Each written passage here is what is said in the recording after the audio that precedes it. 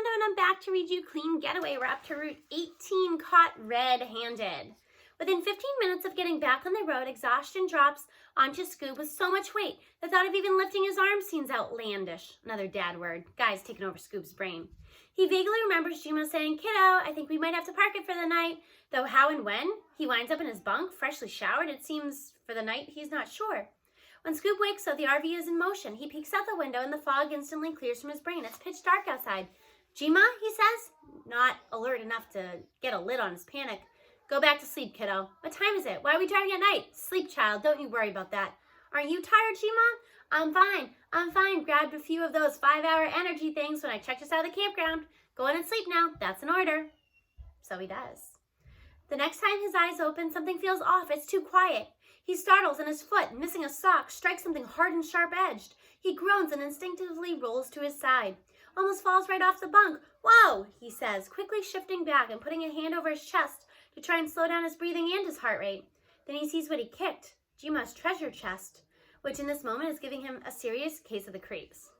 He shifts his bunk curtain and sees that the one around G'ma's bed is closed, but he doesn't hear her snoring. "G'ma, you asleep?" No reply. "G'ma?" Still nothing, which he hopes doesn't mean. He gulps and climbs down. When he pulls the very edge of her curtain back, he always passes out from relief. The bed is perfectly made and perfectly empty. Where the heck is she? And almost more importantly, where are they? Still in Texas? He looks out the dining booth window. Sun's high in the sky and there's a gas station a short distance away, but the lot where the RV is parked is otherwise abandoned. "Where'd you go, G'ma?"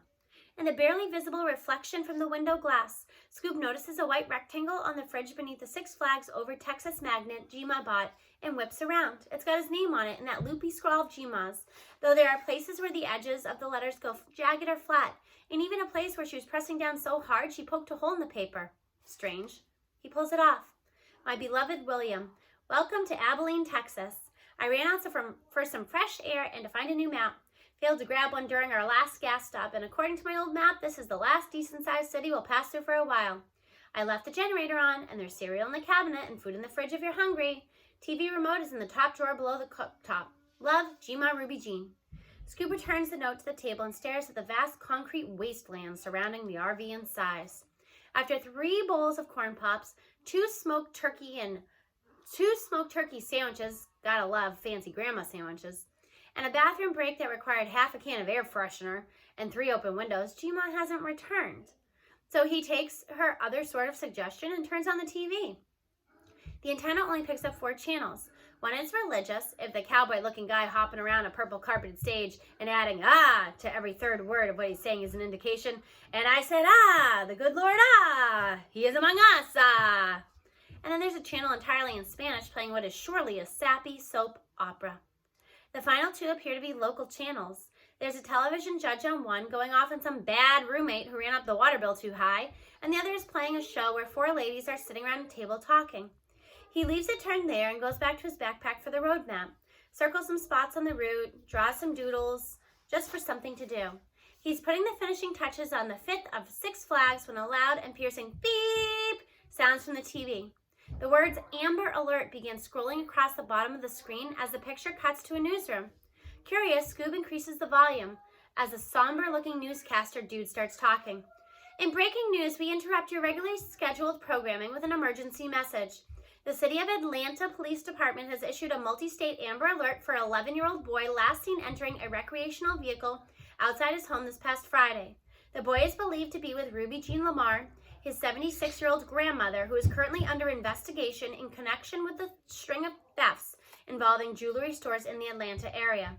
The boy's father said he last spoke to Miss Lamar on Saturday, and that while he had no direct contact with the boy, he has reason to believe his son is in Miss Lamar's care. A cell phone formerly in Miss Lamar's possession was located at a campground in Monroe, Louisiana, shortly before authorities reached an anonymous tip from 2 gas station employees in Shreveport. Based on a recent surveillance video from a Subway store just outside Dallas, Texas, Miss Lamar is believed to be headed west across the Lone Star State with her grandson in tow. If not for the pictures that appear on the bottom of the screen, Scoob would have assumed there was a second Ruby Jean Lamar in the world somewhere. But there's no denying the school photo Scoob took this past October in an image of G'ma from the 4th of July barbecue last year, which he knows because he took the picture. If you have any information regarding the whereabouts of William Lamar and or Ruby Jean Lamar, please call the number on the screen below. The beep sounds again, and then the TV cuts back to the chatting ladies. Scoop stares at the center of the screen without actually seeing it. He has to get some air, now! He's vaguely conscious of his weight shifting to his feet and the coolness against his palm from the metal of the door latch. And then there's hot air smudged with cigarette smoke hitting his face. The moment Scoop's foot touches down the concrete, he hears a gasp. There's G'ma, putting out a lit cigarette against the side of her sweet new ride. She's got a whole pack in her other hand. They make eye contact. She freezes. Scoop stops breathing. Oh boy, G'ma says. Scoop couldn't respond if he tried. I guess I'm caught red-handed. Route 19. Get settled. Smoking is what she means. Scoop caught her smoking red-handed. Can't tell you, Dad, Scooby-Doob, she says, as they turn the crank in the Winnebago. I'll never hear the end of it. Okay. In truth, Scoop couldn't be more relieved about finding G'ma putting out what she confessed was her 7th cigarette. Gives a nice excuse for his silence, and he is dead silent. All I can think about is multi-state Amber Alert, under investigation, string of thefts. Though he can't seem to get the words swallowed down in his belly where they'll probably be digested and he can figure out what to do. The theft part thing is one thing. After everything he's learned and seen, he knows that part is definitely possible. String makes it sound like she went on some kind of spree, which seems like a stretch. She's 76 years old, for goodness sake. But there's no denying she almost walked out of that store in Meridian with a ring. He glances at her white hands on the steering wheel without turning his head. What if there really was a string? What'd she do with what she stole? Could it be here in the RV? Are they hauling contraband to Mexico? Well, contraband in addition to him, because that's the other thing. Scoop knows what an Amber Alert means. A kid's been kidnapped. Now he looks at his own hands, his brown ones, which he's learned from this trip means so much more than he knew. Scoop doesn't feel kidnapped. Wouldn't he be more scared for his life or something? Kidnappers are creepy old dudes in vans, not a kid's favorite only. Grandma.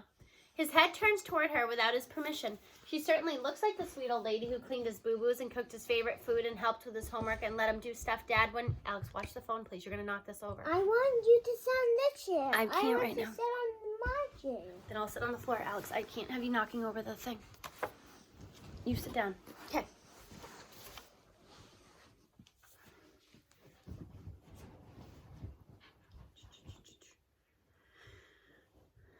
Scoop doesn't feel kidnapped. Oh, I read that. He turns his head toward her without his permission. She certainly looks like the sweet old lady who cleaned his boo-boos and cooked his favorite food and helped him with homework and let him do stuff Dad wouldn't. The woman who's always been his personal heroine. Kidnappers take kids without permission and hold them against their will. Scoop's here because he wants to be, and he knows that if he asked her to take him home, she would. Wouldn't she? She turns to him then. Scoop expects her to speak, but she doesn't. He wants to say something, but he can't, so they just stare, and then she smiles. In a way, it isn't much of a smile at all. By the time they stop again for the night, G'ma says it gives Scoops a chill because he doesn't argue. He hasn't figured out what to do or say. It's been almost 4 hours. They park and get hooked up. The campsite is full of sand dunes that seem to be in the middle of the desert. No major city within 100 miles, so Scoop doesn't need the green book to tell him this would not have been a safe place for someone like him during G'ma's first trip. Not that it matters. If you let the Amber Alert tell them Scoop's in danger, no matter where he is. Okay.